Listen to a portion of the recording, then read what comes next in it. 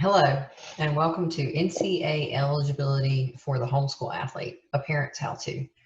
My name is Susan Hefner, and I'm a member of the Teacher Consortium for Excelsior Classes, a veteran homeschool mom and a longtime swim parent. And likely that last part is why you are here, to hear how you, as a fellow sports parent navigating the homeschool world with a student athlete, can plan for success and meet the NCAA eligibility requirements.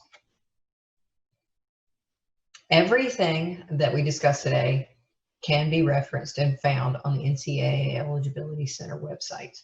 There's two primary sources that I recommend that all homeschool families and really just student athletes refer to. One is the NCAA Homeschool Toolkit, and the second is the current NCAA Guide for the College-Bound Student Athlete. I have been referring to the 2019-2020 guide. And if you're not able to find your information on the NCAA eligibility website or these two resources, you can always call the Eligibility Center. They're very helpful and more than willing to answer your questions. The future belongs to those who see the possibilities before they become obvious. As an adult, you can't expect your middle school student athlete to know where they may want to go to college, or even if they want to participate in their sport in college. So as a homeschool parent of a student athlete, you have to plan for that possibility. Traditionally, school students have the plan set before them and someone to keep them on track. The paperwork is done and the eventual check mark is assured. This role, however, falls to the homeschool parent of the homeschool student athlete, and this is where the anxiety arises. But I'm hopeful that after today, you will see that this anxiety is unfounded and that you, if you plan properly, can successfully prepare your student.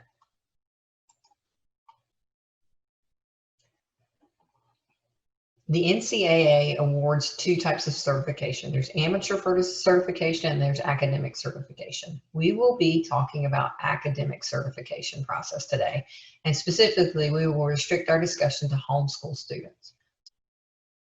Division I and Division II student athletes require academic certification by the NCAA. There's slightly different requirements, with Division I being a little more rigid and restrictive than Division II. Division III does not require NCAA academic certification. Academic certification for Division III players is determined by the NCAA Division III schools and their conferences. We're going to be dealing with the academic qualifier status for Division I and Division II athletes, as this will allow your students full athletic participation as freshmen in college. There are also academic red shirt, partial qualifier, and non-qualifier statuses for Division I and Division II that we will not address, since in general, these statuses are given to students who do not meet the academic requirements. The NCAA Eligibility Center will evaluate academic certification only after all required documentation has been received and the student has been placed on the institutional request list. So when does this happen? Usually it happens sometime after the second semester of the junior year. So that's when all of your paperwork is going to be submitted, and that's when the recruiting coach or the recruiting school will request the NCAA to evaluate that paperwork that you've submitted. We'll talk about what that paperwork is, but right now you're thinking, well, that's at the end of the junior year. I have to know what I need to submit. I better make a plan. And so that's exactly what we're going to do today. We are aiming for academic qualifier. So we're aiming for the goal. We're starting now. We're going to develop a plan. There's a special type of homeschool program called a homeschool umbrella program. And this is any program that's recognized by the state as a homeschool program or homeschool support program. And if your homeschool operates under an umbrella program, there's slightly different requirements for those programs. A few things that you don't have to do that other homeschoolers do have to do. So I'm going to be speaking mostly to homeschoolers who have to provide everything, but I will mention on occasion that an umbrella program does or does not have to do this. But there's three types of umbrella programs. There's programs that offer transcript service, high school diploma, record keeping, and a review of your course materials. That's one type. There's the second type that offers a transcript service, high school diploma certificate or certification, record keeping and curriculum, but there's no review of the course materials. And then the third type is a program that only offer a transcript and a diploma. So you should always check the approval status of your homeschool umbrella program with the Eligibility Center to determine your responsibility in completing the tasks that we're going to talk about. But when in doubt, call. But also remember that your students' core coursework as a homeschool student, regardless of whether you are in an umbrella program or fall under an umbrella program, your students' core coursework is still subject to homeschool course review that all other homeschool students are subject to. So they still have to go through the homeschool academic certification process, even if they are under an umbrella program. So what does that review process look like? So we mentioned that after the 11th grade year and your student has been recruited by a college coach and they're placed on the institutional request list, then the NCAA is going to evaluate the paperwork that you submit. Well, that paperwork that you submit consists of 5 things. First, there's the administrator recorded statement. Second is a standardized test scores. Third is proof of graduation. Fourth is a homeschool transcript. And fifth is documentation of the core courses that have been completed. And so these 5 things are what the NCAA will evaluate after your student has been placed on an institutional request list. And these are listed in 1, 2, 3, 4, and 5. 1 being, to me, the least stressful, and 5 being the thing that takes the most stress or takes the most work. So we're going to talk about them in that order. That's not necessarily the order that you will submit them in. The first thing is an administrator and accordance statement. And this is a signed statement that indicates who managed the homeschool program.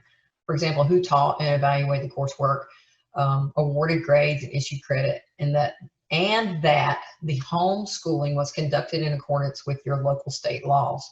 So you may need to provide some documentation of legal homeschool status, your notice of intent, if your state requires or provides that, a letter from your local homeschool district, or maybe a letter from the Board of Education, depending upon what your state laws are. The exception to this requirement is if your homeschool is operated under an NCAA approved homeschool umbrella program. The NCAA does not require an administrator recorded statement if the program is a state recognized homeschool umbrella program or a homeschool umbrella support program. If the umbrella program is a homeschool co-op, then these pieces of information are needed, and they can be either signed by the parent or by the administrator of the umbrella program.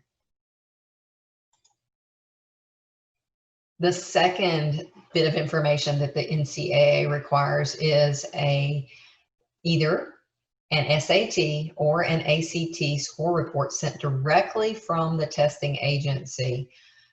There are 2 different scales. There's one for Division I for a minimum score, and there's a second one for Division II. Division I has a sliding scale where the minimum score is matched up against the GPA for the student to determine what that minimum might be.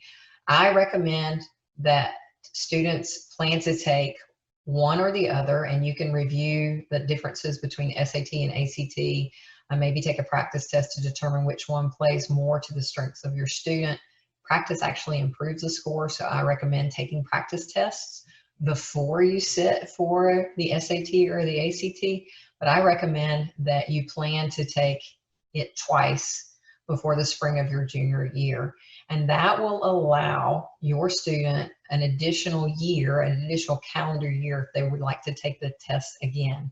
The reason I would say twice is because invariably the second time they take it, they're less nervous and they do better, and practice always improves the score on these standardized tests.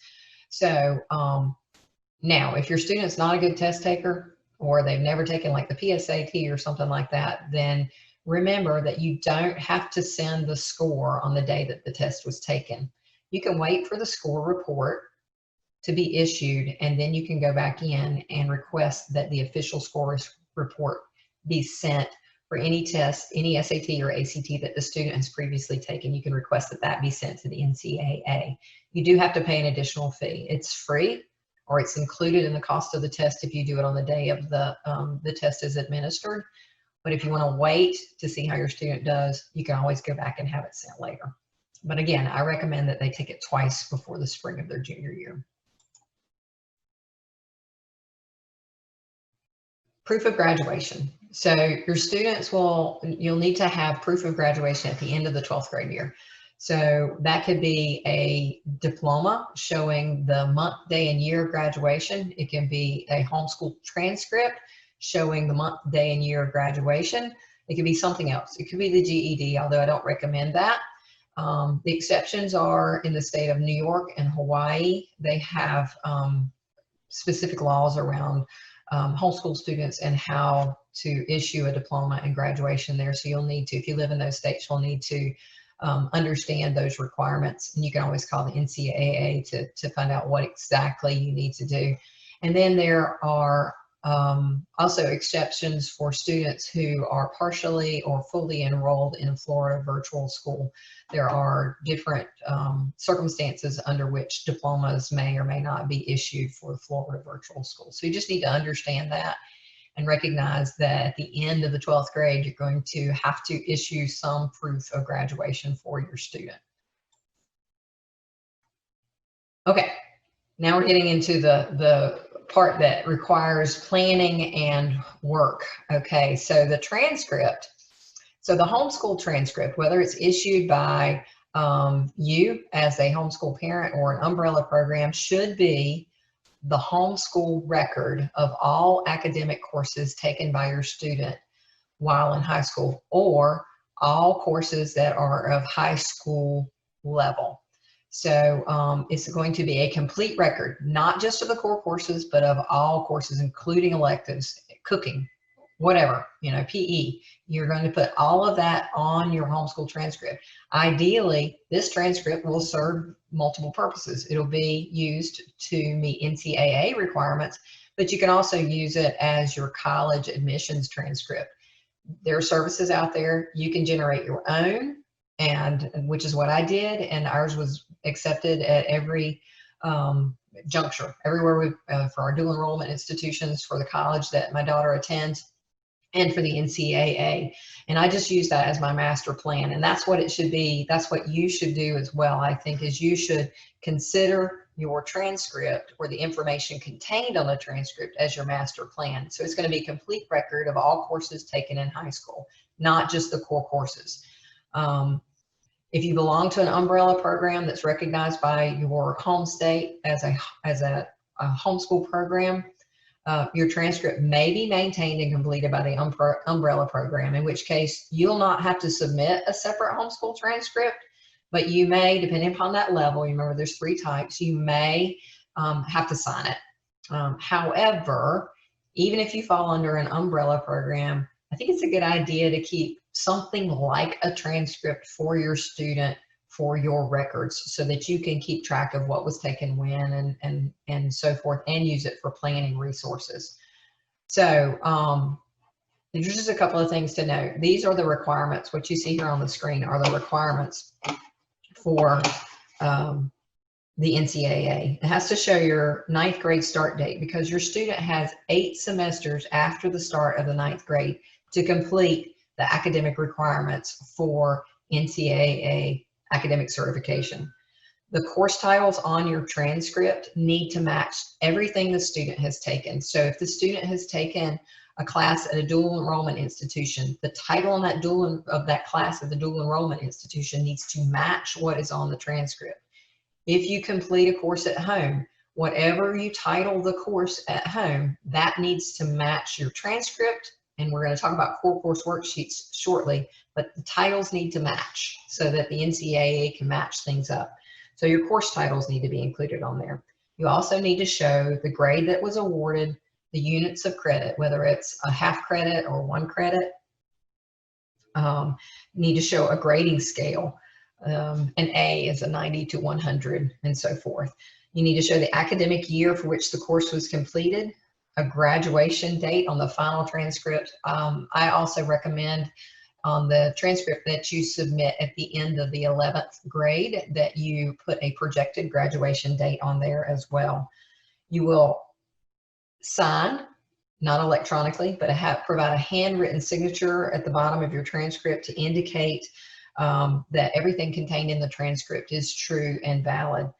And you need to show not only the courses that were taught at home, but also courses that were taught either at a dual enrollment institution or other non-homeschool courses. You want to show those on your transcript as well. This is the complete record.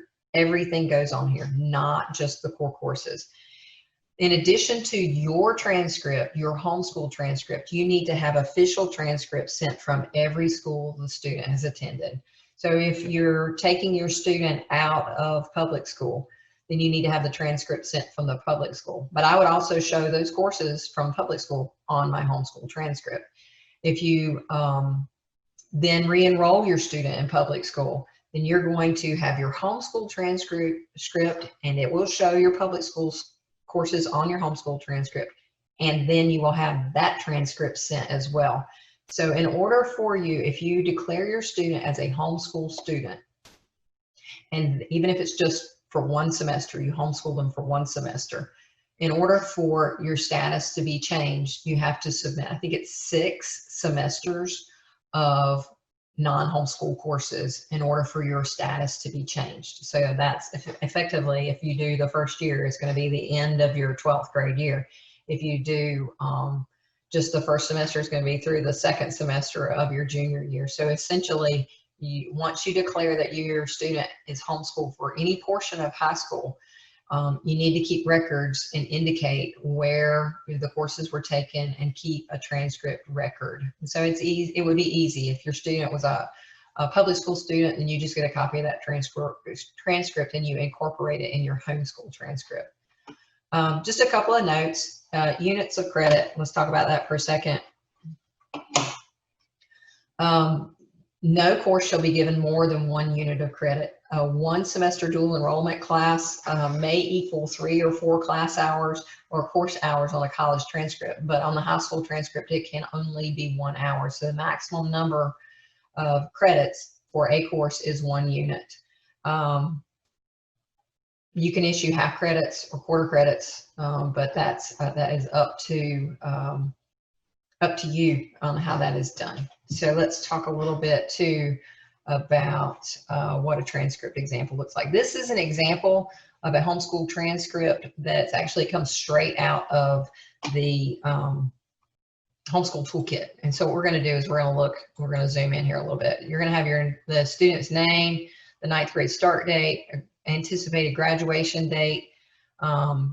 When you have courses listed on here, you will have the year and grade that they were taking. And yes, it is okay to include high school level work that was completed before the start of the 9th grade. So you might have your student take Algebra 1 before 9th grade. You'll just need to make sure you show that on the official high school transcript, your homeschool transcript. Or if it is your public school transcript that you're incorporating with your homeschool transcript, you want to make sure that that's shown on there. But you can show that on your homeschool transcript. So you're going to have the year, the title, the grade that was issued,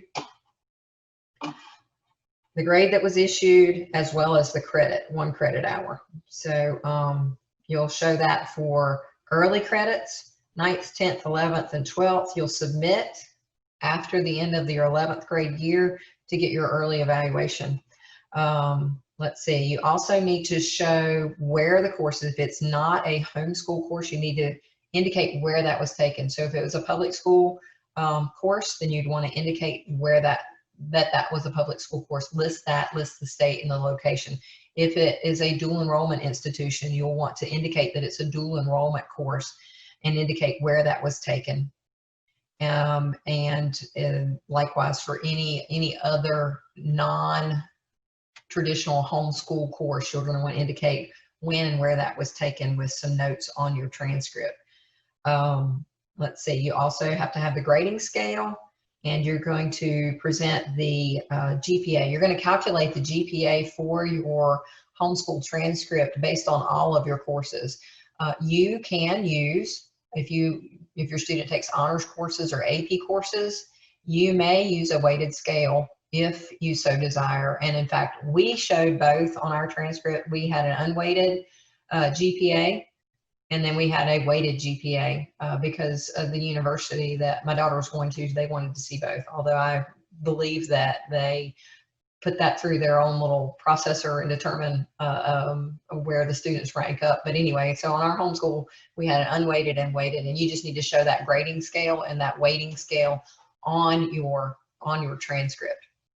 And that's fine. The NCAA does not weight their grades. They recalculate a GPA for the core courses on an unweighted scale. So that's why the grades on your transcript need to match up with the grades on your core course worksheets. So there you go. Okay, so now we're up to core course worksheets, and actually just really core courses. There's 16 core courses are required for both Division I and Division II, but the combination to achieve the 16 may vary. Division I is slightly more prescriptive, so we need to have English, math, natural, physical science, social studies, foreign language, and then you can also use non-doctrinal religion or philosophy. These are the courses the NCAA will use to calculate an unweighted core GPA. It does not use the NCAA core GPA, does not include elective courses, and it only includes these subjects. For umbrella programs, in all instances, the parents must be listed as either the teacher of record or the other teacher when we get to the point of making the core course worksheets for these. Okay, so this table lists the core course requirements for Division I and Division II. And you can see, the reason I did this is so that you could see that Division I is slightly more prescriptive. They both total up to 16, but you have to have 4 Englishes versus 3 maths versus 2, same number of sciences. And but now you're saying, well, wait a minute, you gotta have more of the extra. Well, so the difference is if you have the additional restrictions in Division I, it comes up to the same number of additional courses. So it totals up to the same number, 16. What we will talk about is meeting the Division I requirements, because if you satisfy the Division I requirements, then you will meet the Division II requirements. You'll exceed them. You'll meet them and exceed them. Just note that math must be at the Algebra 1 level or higher. And religion courses must be non-doctrinal. They must be comparative. They can't be from one worldview. And all 16 of these courses must be completed before or within the 8 semesters of high school, with the exception being you can take high school courses before the start of the 9th grade. But if you start day 1 of your 9th grade, you have 8 semesters to complete the 16 core courses. Division I also has the requirement that 10 of the 16 be completed by the start of the 7th semester, must be completed before you start your senior year.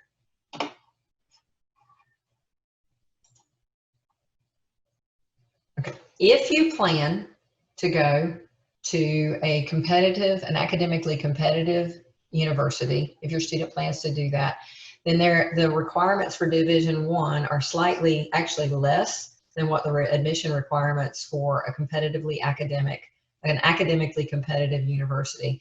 This table shown in yellow are the recommendations found on Big Future, the College Board website, Big Future, and they prescribe that you need 4 Englishes, 3 to 4 maths, 3 to 4 sciences, 2.5 social sciences, and then foreign language. So if we shoot to meet the admissions requirements, then we will satisfy the Division I requirements and thereby the Division II requirements. So that's what we're going to shoot for, a balance there. So this is a sample 4-year plan. This is not the only way to do it. This is just how you could do it. And so what I would do for my student is I would sit down with a spreadsheet, a piece of paper, whatever, and I would write out the core courses like we have over here: English, math, science, social studies, our core course electives to meet the NCAA requirements, bonus classes, and I would write out my 4 years, and I would make a map, and I could turn this into my transcript. But for now, what I'm going to do is I'm going to make a map of how I'm going to meet these NCAA requirements, core course requirements. I need 4 English courses, so I'm going to take 1 each year. You can see that shown in gray. I need 3 math requirements, so I'm going to start with Algebra 1, then take Geometry, and then Algebra 2. And then I need 2 sciences. So I'm going to put Biology and Chemistry, because one of those needs to, at least one of those needs to be a lab course if that is available to you. Then you need 2 social sciences. So let's just go ahead and get those taken care of. World History and World Geography. And then I need 4 additional courses. But now I'm thinking back to the college admission requirements, and I know that they recommend that I have 2 years of a foreign language. So I'm going to put Spanish 1 and Spanish 2. All right, what haven't I covered? I haven't covered the additional courses here, so I need 1 additional course. So I'm going to put anatomy in here. It doesn't have to be anatomy. It can be any other science. It could be a math. It could be another English, because that's an additional math, science, or English course. That's what I need, 1 of those to meet that requirement. So I'm just going to put anatomy in there because that seems like a good class that my student might like to take. I'm just planning that out now. We may change our minds when we get to 11th grade. Let's see. And then I need additional courses. So I need these additional core course electives can be in any of the subjects, including social sciences. So I'm going to add another year of Spanish, or maybe this one will be where I'll add in psychology or macro or microeconomics, because those are also options for meeting NCAA core courses that are not math, science, math, English, science, or social studies. Actually, micro and macro are social studies. But then I need, thinking back to my college admissions requirements, so I'm going to add in some more math, some more science, math and science, and some more social sciences here. This is a half credit. Remember, I don't know if you remember on our previous slide, college admissions recommends that you have 2.5 credit hours of social sciences. So that leaves me with these bonus courses, and these don't count for anything other than college admissions or determining what your student interests might be. College admissions requirements recommend some type of art, and so we'll throw an art in here. And I like to stack my recommendations more on the front end. Like, let's get as many of the core courses out in the 9th grade as we can. And so that's why you'll see how you get more flexible when you get to 11th and 12th grade if you've met 6 of the requirements every year. And so that's what this plan will lay out and do. This is not something that you have to do. This is just a sample plan. And you can see these in gray. These are just fun things. These are extra things that you might think are important, or it may, like computer science, even though it doesn't meet a core course requirement, it certainly is a good idea for your college-bound student to have that on their, in their toolkit, if you will. And then, you know, an independent study, maybe they work at the vet's office or something like that. You might have that as an independent study there, and you can write that. You can certainly write that up as a homeschool class. Doesn't meet NCAA core course requirements, but it's something to help your student become more well-rounded. So now we've got this plan that we've laid out with our required subjects over here on the left and the year that we're going to take them. And this is something that we're going to refer back to annually to see how we're progressing and make sure that we don't miss anything. All right, so now you could take this plan and easily turn it into a high school transcript. And you're going to add other things on here. You might have more levels of bonus. You might take 7 or 8 credits a year, just depending upon how your student does. And so you can turn this easily into a high school transcript. And so now you might be asking yourself, okay, great, I have this plan. Now, how do I get these courses taken care of in such a way that they're going to be approved at the end of the 11th grade? So what about that paperwork? Let's see what we have to do there. Oh, wait. One thing. What about early high school credits? That just might shift. That might shift your math to the left. You might have taken algebra in 7th or 8th grade, and then your student would have more options to take more math. whether it's maybe a dual enrollment calculus class or a dual enrollment college physics class, anything down there. So it just gives you a little bit more room. If you've taken classes, you just need to show those on the transcript. That's if you want to expand your plan to have a column for 8th grade, you can do that as well. So you would just, but I've only shown 4 years here because you need to complete the 16 in 4 years. Okay, so how are we going to meet those core course requirements? How are we going to do that? So a core course worksheet is required for any course that's taught at home. And a core course worksheet must be completed for each individual course. And you have to sign them. You can't use an electronic signature. You have to sign them to attest that to the information contained in the core course worksheet. You can only use the NCAA Eligibility Center provided core course worksheets. You can't generate your own or create one. You can't use a worksheet or spreadsheet. You have to use the one that they provide. The biggest question I always get is, are there any pre-approved homeschool curriculums? There are no pre-approved homeschool curriculums. If it's a course that's taught at home, it's not pre-approved, but it can be approved. And what the NCAA is looking for on these core course worksheet is how the course was executed and to what level the course was taught. And so there are plenty of homeschool curriculums that can be written up on core course worksheets and be approved. I've actually never seen or heard of a homeschool high school core course that's properly written up that has been denied. So it's not as bad as it sounds. The only thing is we think that, because we have to wait, I'm not sure, and we doubt ourselves. Don't doubt yourself. You can do this. So there's a series of questions on a core course worksheet to help determine whether it's sufficient for approval. So you're going to indicate who taught the course, whether it's a parent or a designated tutor, what the title of the course has to match what was on your transcript, when it was taught. Was it 9th grade, 10th grade, 11th grade, 12th grade? And then who taught it. The level is a high school level course. You want to make sure that's, so you're going to be attesting that it's a high school level course, whether there's prerequisites for it and so forth. What the text was used, a description of the course, the objectives of the course. Is it well defined? Are there measurable objectives for which the student will have completed by the time they complete the course?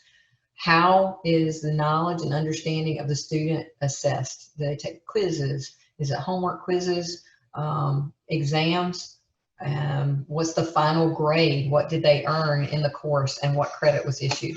These two pieces of information, the final grade and the credit, are compared with your transcript, and that information is used to determine the GPA. So you're going to need one of these for each course that you teach at home. This is not for dual enrollment classes. This is not for non-traditional classes or for non-traditional core courses.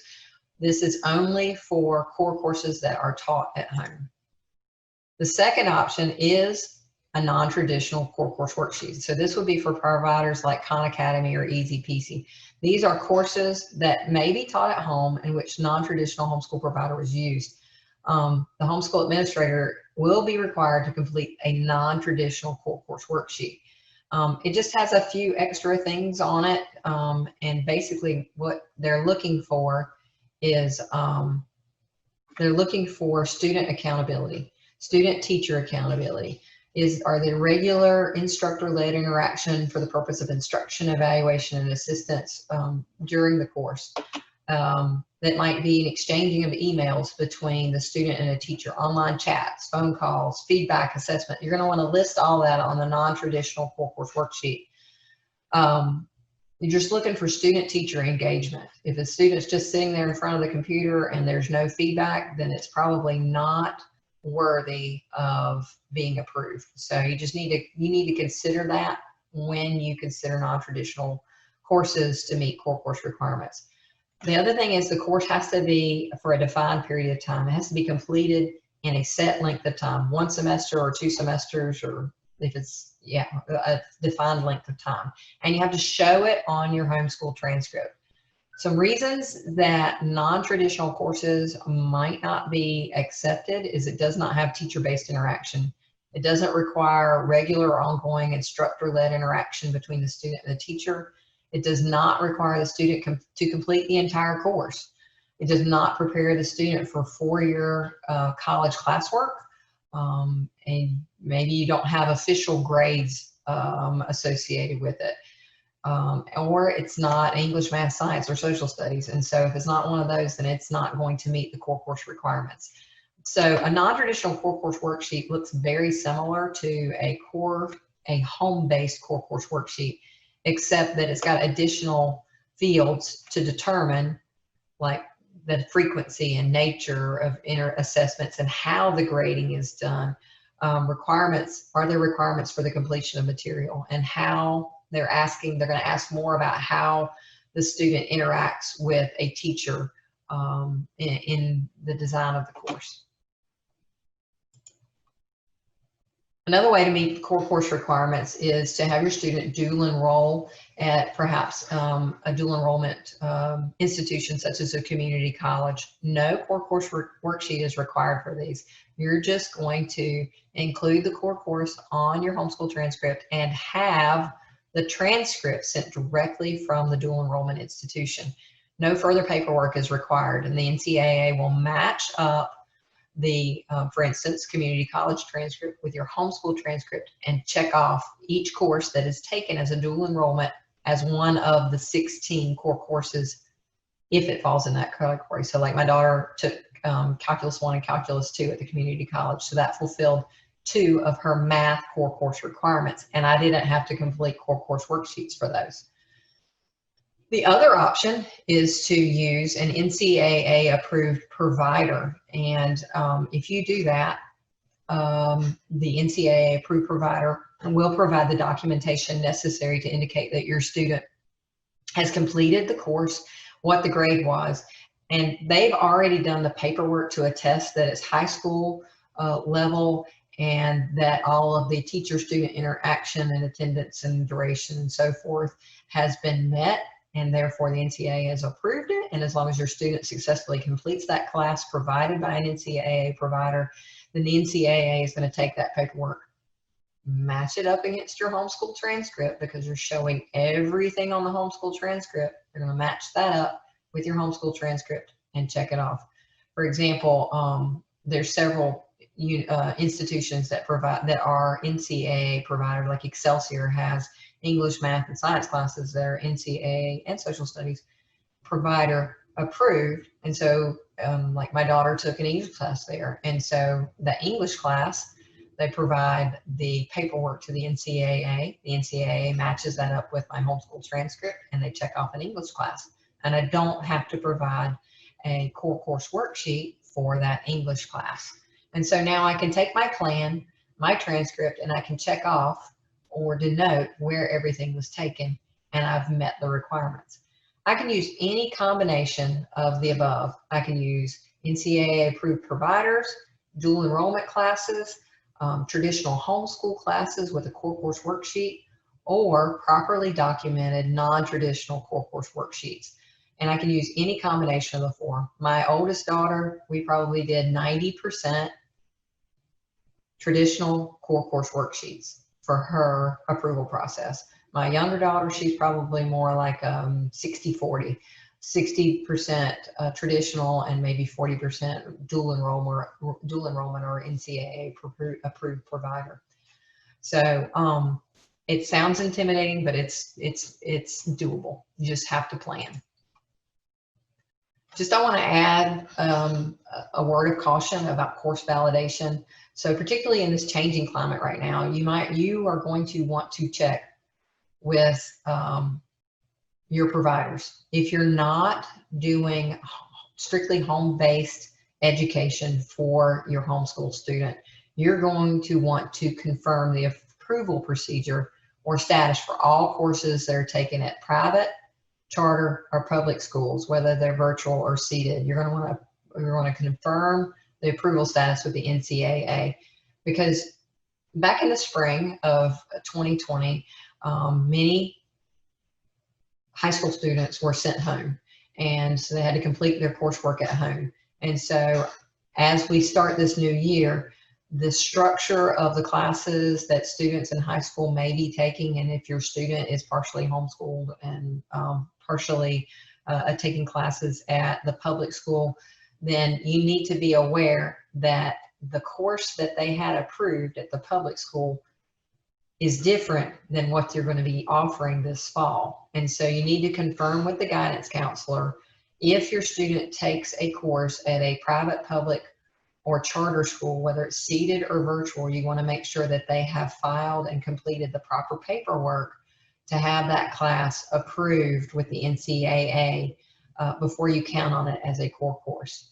So just make sure that those courses are either approved or that you're going to have sufficient teacher-student accountability and rigor to complete a non-traditional core course for your student. So just a caution there.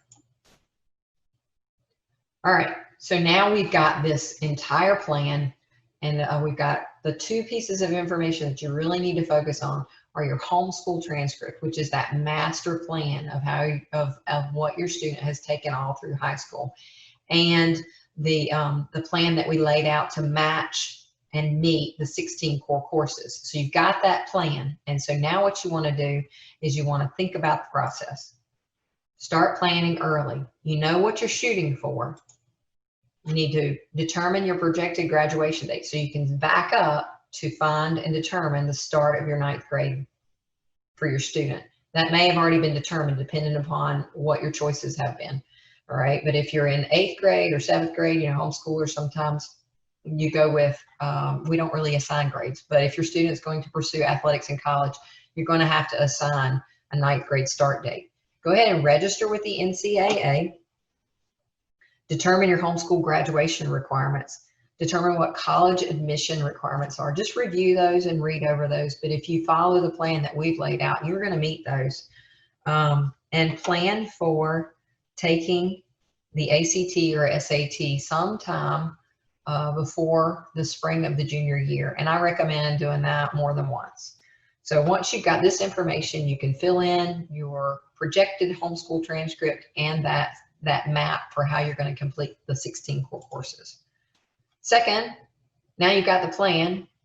You go through the year, your student takes the classes, they make all A's, they do really well, and you want to track your plan. So what you want to do is you want to review your plan annually and adjust based on your student interest and progress. And so if your student decides that they're going to go to college XYZ, and you can start to focus in on more on what the requirements or what's going to help your student be successful in college. You still have your plan, but you can start to adjust it, and you still know where you need to complete certain courses and when. As your student completes courses requiring a core course worksheet, I recommend that you go ahead and complete those. You can submit those to the NCAA once you've registered. However, they're not going to do anything with them until after your student is placed on the institutional request list. So my recommendation is that you hang on to those, complete them, but hang on to them, and then submit everything together at one time. Less likely that it's going to get separated or lost. And then third, submit all your paperwork. You can either, like I said, you can either do it after each semester or at the end of 6 semesters, at the end of the 11th grade year. That's when your student can be placed on an institutional request list. And so you're submit everything that you have up until that point. Now you may only have 14 or at a minimum 10, right, 10-7 core course worksheets or core courses taken care of, but you're going to submit that, and the NCAA is going to evaluate and issue an academic certification based on where you are, and then you will be able to review your plan and determine what you need to do for the senior year. Most students only have to take 1 or 2 core courses their senior year. Some don't have to take any. They've already satisfied all 16, and they would be issued an early academic qualifier status at this point, and that's just like, whew, breath of fresh air. But submitting at the end of the 11th grade year, having your student on an institutional request list, your paperwork's evaluated, and then that gives you time to plan for the senior year to finish out the requirements.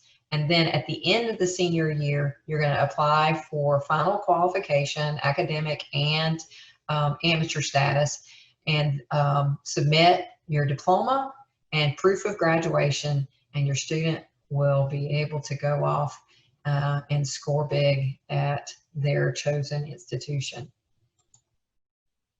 Well, a lot of information there.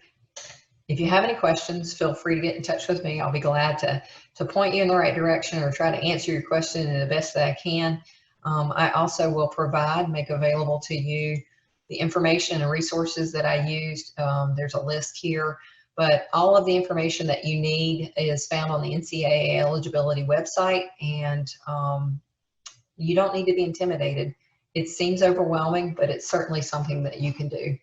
And best of luck to you, and I know that you're going to be successful in your endeavors, and I know that your student athlete's going to be successful and thrive in the arena of college athletics. Thank you.